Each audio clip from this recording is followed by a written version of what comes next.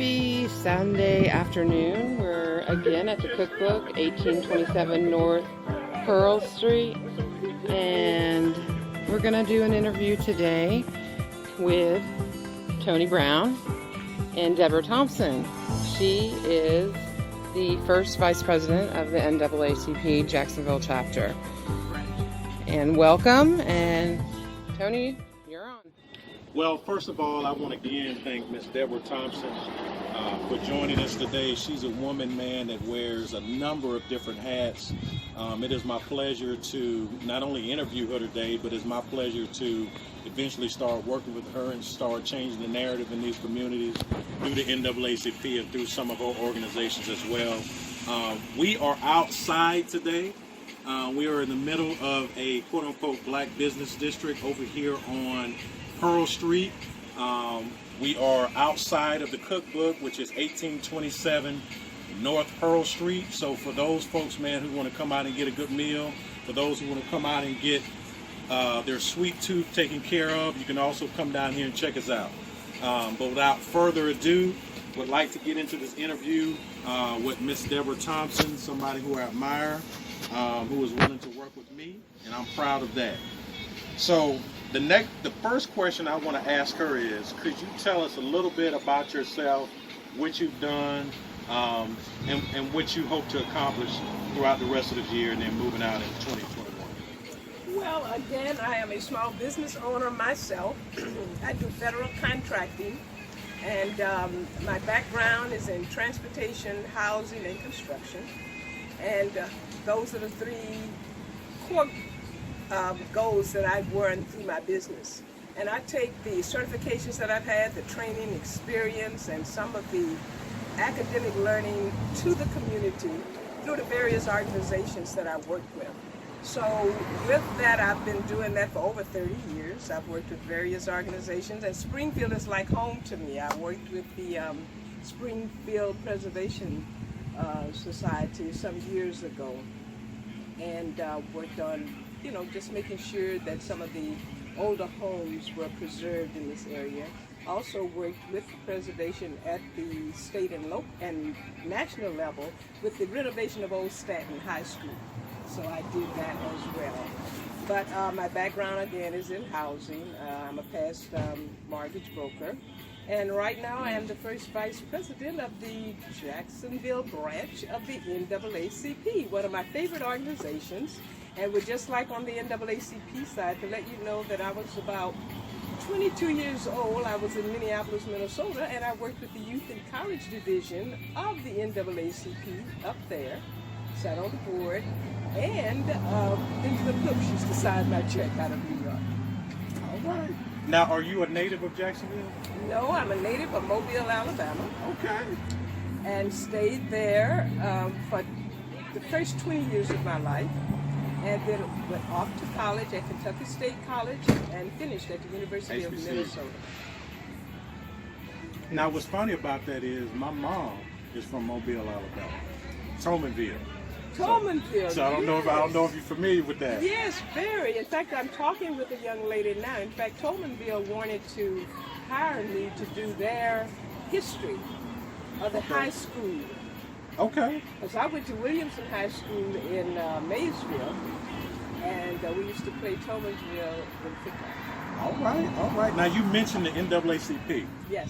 What is your role specifically with the NAACP? Here now, I am the first vice president of the Jacksonville branch for the local NAACP. I am the health committee chair. I am a co-chair of the Economic Development Committee and Housing. All right. And just been recently appointed for the state conference health committee. So I'm trying to get all of the branches around the state to join in with us, look at our strategic plan, and again, coordinate with the national office and their national department on health. Got you. Now, what help, with that said, with the COVID crisis that's hit not only Jacksonville, but the globe as a whole, what has the NAACP been doing to address some of the issues that we had going on with COVID during this time? Well, at this time, Hey, the can we pause for a second? department coming out of the national Let's pause office, for a well, second. state and regional areas, they're trying to look at whether or not there are any disparities in access to health care for the testing and tracing, to make sure that we are keeping track of where locations are, making sure that these locations are accessible to low and moderate income families, to public housing residents, as well as minority communities in the city of Jacksonville. I have not done any statistical information yet, but we've been asked to gather from the health department and other statistical reporting agencies to find out if there are any disparities, if there are any issues that come with access to health care during the COVID.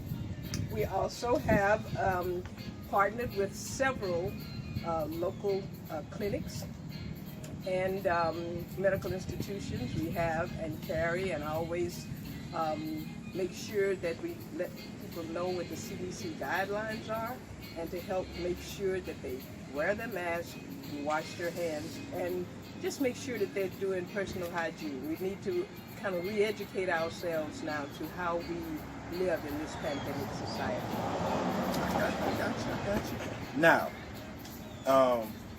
the NAACP has been around a long time, since 1909. 1909. But there is, it's almost like an elephant in the room with some folks that believe that the NAACP has lost touch with real issues that are going on in the black community. So I want to ask you the question, do you feel like the NAACP has lost touch with black folks? And what is your response to that? I would say no. The NAACP couldn't lose touch with the black community, nor could it lose contact with its core values, its mission, and its vision. And what I think people need to understand is that we're very firm on our policies and procedures and the principles that go away with the education and information that we take to the community. We've not changed. Okay? Our issue is to make sure that we eliminate racial discrimination and disparity. This is a civil rights organization. We have not changed since 1909. A lot of individuals, young and old, have come with different ideas. I remember even back in Minneapolis, I was over the Youth and College Division, and at that point, we were very radical about what kinds of things and trying to incorporate some of the more radical groups and their principles into the NAACP. And it's difficult to mesh it because we are nonviolent in our demonstrations and protests. If you remember the story of John Lewis, who just recently passed, why he stood there and allowed someone to hit him in the head. Why our local rival nurse, and last week an interview went down to the James Weldon Johnson Park in our city right here in Jacksonville, why he sat in Woolworth with a group of the Youth and College Division for the Jacksonville NAACP in Woolworth and allow whites to spit on him and burn him with a cigarette while he sat at the counter to ask to just be served as a human being in this city. Then I ask you, have we lost touch? I think sometimes our adult community has lost touch simply because we do things a certain way. We train our individuals, we train our youth to do nonviolent protests and demonstrations. And those individuals buy into the goals and objectives of doing our work in a very nonviolent fashion. So in other words, it's not necessarily the NAACP losing touch with the black community. It might be the black community that needs to kind of come towards the NAACP. Well, I think the NAACP in its vision and its mission, and I can read that to you as I've stated, it's a civil rights organization, it's nonviolent, we use a democratic process, we are part of the American society, we were formed by both blacks and whites, and the goal and the mission is to eliminate racial discrimination. And I think sometimes now, even with this diversity and the way we expand inclusion for all people, race gets lost because we want to diversify according to thought. We want to diversify according to experience and talents. And in doing so, you may lose the race that has to be talked about and the culture that goes with, especially the black race and its experience in the United States of America. We did not come here as immigrants or migrants. We came here as chattel and property to help form a country that we did, I think, very well, and have not been able to take full advantage of some of the opportunities that we have helped present in an evolution and the evolving of this country. I heard that. Now, you made mention about the young people. Does the NAACP offer a program that allows for young people to be able to cultivate their leadership skills and qualities as they grow? Because you know that baton has to be passed. We have a youth and college division. We have a chapter at the Edward Waters College here.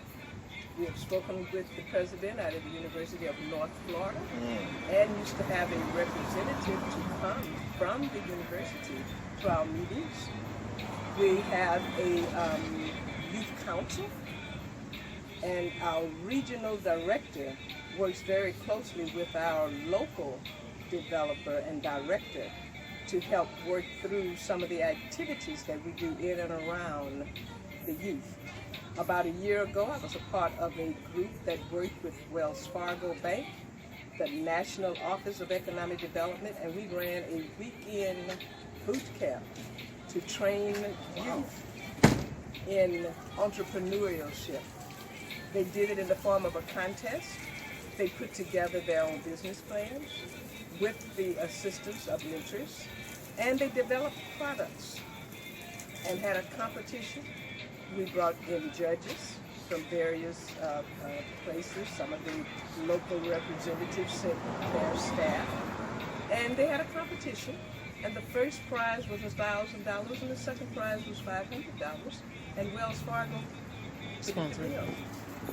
And then I, as the Economic Development Chair, gave each one of those individuals that participated, because we had about 15 people to participate, a card for $15 that they could take then to do whatever they wanted to do with.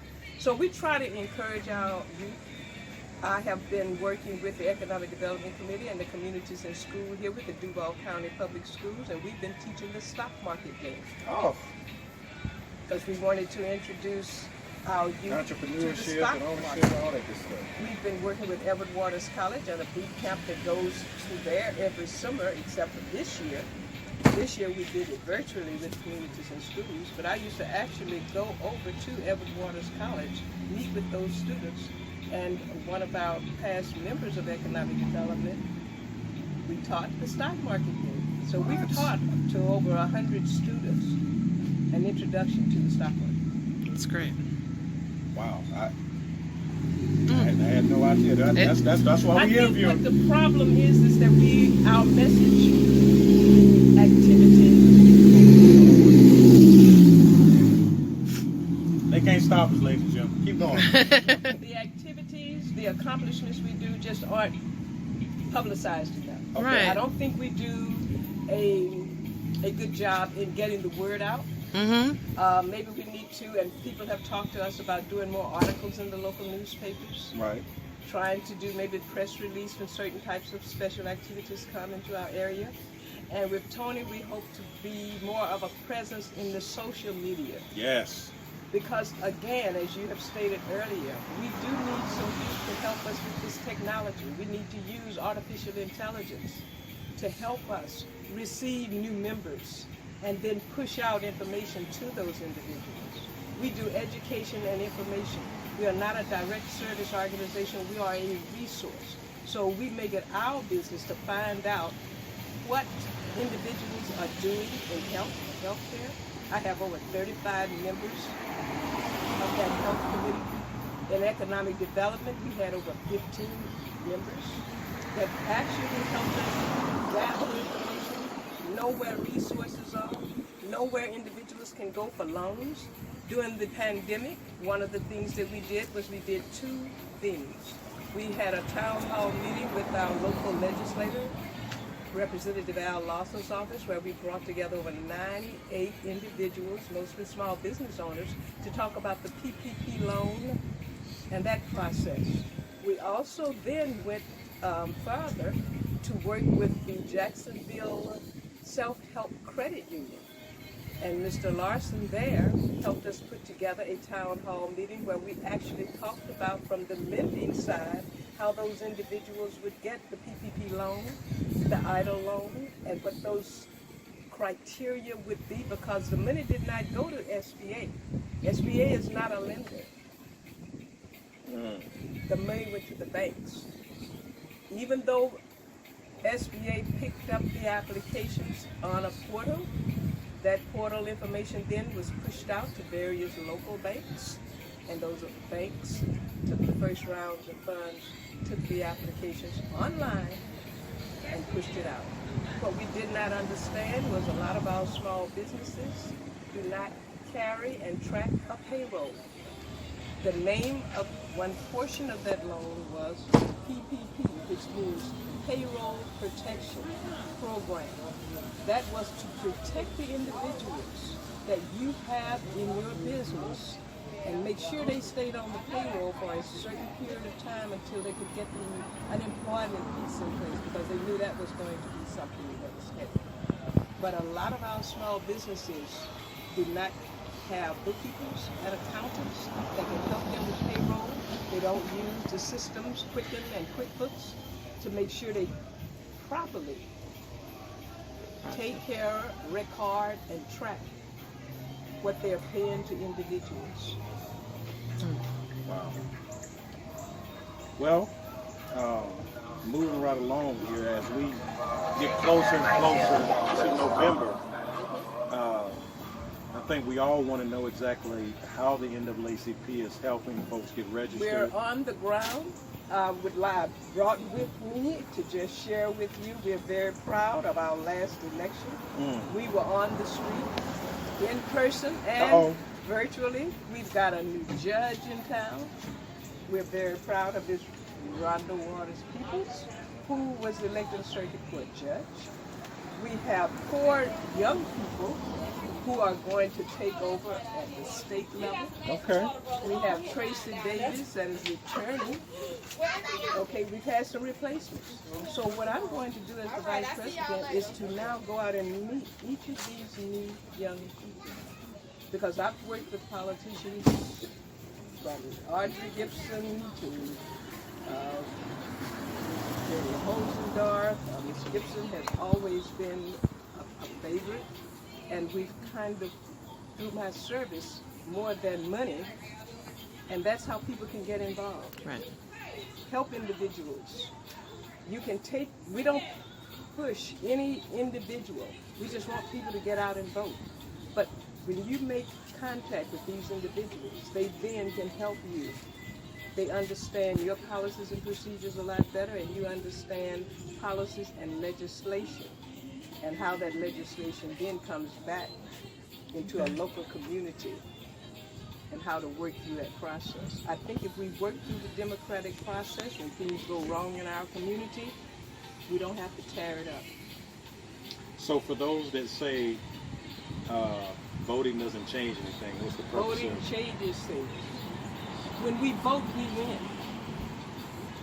It doesn't matter. We don't push any political party. Okay. I was No just about to ask you that. affiliation. We are non-partisan. Some of our leaders in the NAACP are from both parties. And we welcome that. Okay. Because people need, this is a free society. We need to know and understand through education and information what our goals and objectives are, how we do business. We manage through committees. We have 24 standing committees at the NAACP.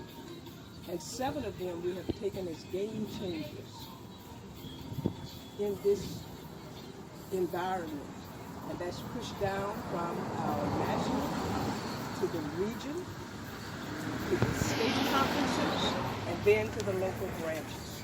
So I think people need to understand the hierarchy that we're dealing with and how we fit into that hierarchy. And let's work through the system. Let's make it work for us. I got you. Now, my final question is going to tie into that a little bit. And my final question to you would be, after we voted for some of these individuals and we developed some type of rapport with them, can they come to some of these communities? The communities I'm talking about is 32208, 32209, and 32206 to be exact.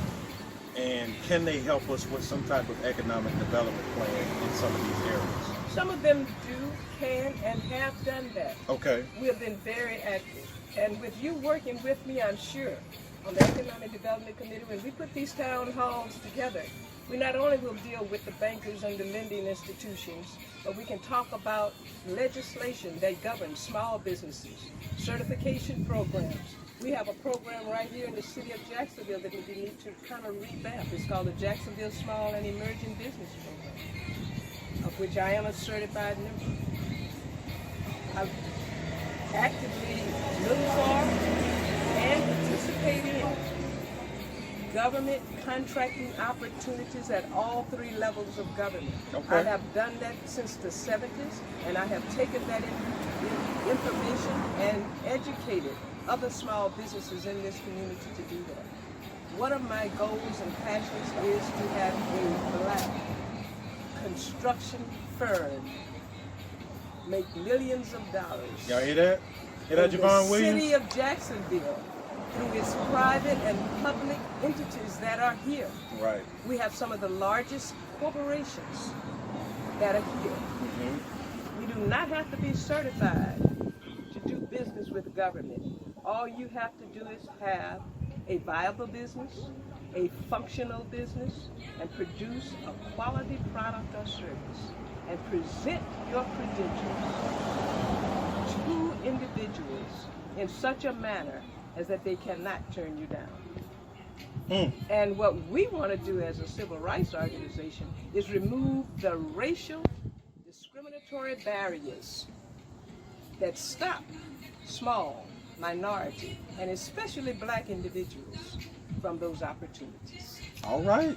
Well, that was a mouthful. Once again, I appreciate Ms. Deborah Thompson taking her time out on this Sunday to come and give us a lot of information that I didn't know. I'm sure the public didn't know too.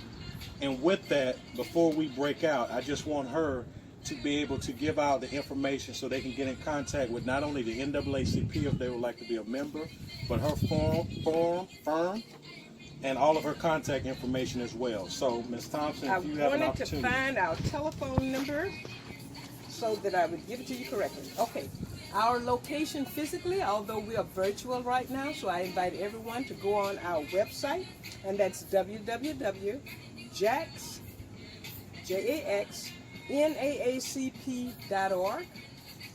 Our physical location is 1225 West Beaver Street. We're located in Suite 112 of the Jacksonville Beaver Street Enterprise Center.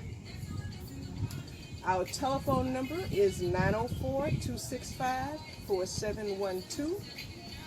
And our email address is jaxnaacp@comcast.net. We invite you to come on the second Thursday by Zoom to our membership meetings. We invite you to join us with some of our committees. We have 24 standing committees and we need volunteers to head those committees. All right. I have just told you about a few of them. So there are opportunities to get involved, to stay involved.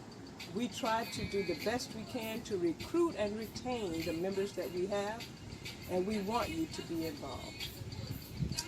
Thank you. All right. Well, in closing, I just want to piggyback on what Ms. Thompson said, and I'm making a plea to all of the young folks, all of the folks that's in high school that's looking to be a part of something bigger than yourself. The NAACP will give you an opportunity and will give you a platform. Also, it will teach you some leadership qualities that you need moving forward. So let's do less complaining and let's do more work. And with that said, I appreciate you guys, and I look forward to seeing you next time. Out. Stay black.